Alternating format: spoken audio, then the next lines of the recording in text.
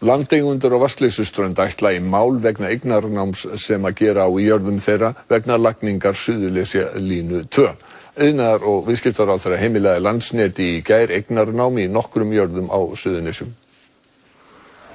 Suðurnesjalína 2 verður loftlína en landeigendur vildu að línan yrði lögð í jörðu. Þetta þýðir að reist verða alltaf 30 metra hámöstur meðfram Reykjanesbraut.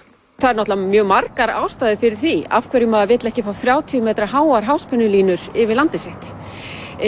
Bæði á báðum endum á þessari línu í sveitarfélaginu Vogum, sem sagt í Hvassahrauni, Vatnsleysu og svo rétt fyrir utan þorpið eða bæinn Voga, að þar liggur þessi lína mjög nálægt.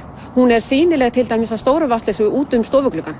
Þessi lína sem er í dag, og hvað þá ef við fáum helmingi hærri línu. Raflínan verður 220 kV en rekin á 132 kV spennu til að byrja með. Hún verður 32 km og liggur að mestu við hlið núverandi línu frá Hamranesi við Hafnarfjörð að Rauðamel við Grindavík. Bláa línan á kortinu sýnir núverandi raflínur. Gula línan er nýja raflínan. Rauði liturinn táknar landspildur sem teknar verða eignarnámi og punktalínan svæði sem tekin verða eignarnámi að hluta. Þórður Guðmundsson, forstjóri Landsnets, vonast til að framkvæmdir geti hafist á næsta ári. Landeigendur telja framkvæmdirnar ekki þjóðfélagslega hagkvæmar og spyrja. Er það hagur ferðaþjónustunnar að ætla að spilla landinu á þennan hátt? Við erum að flytja alla þá ferðamenn sem koma til landsins, sem koma hingað til að skoða óspillta náttúru eftir Reykjanesbrautinni. Er þetta útsýnið sem við viljum sýna þeim?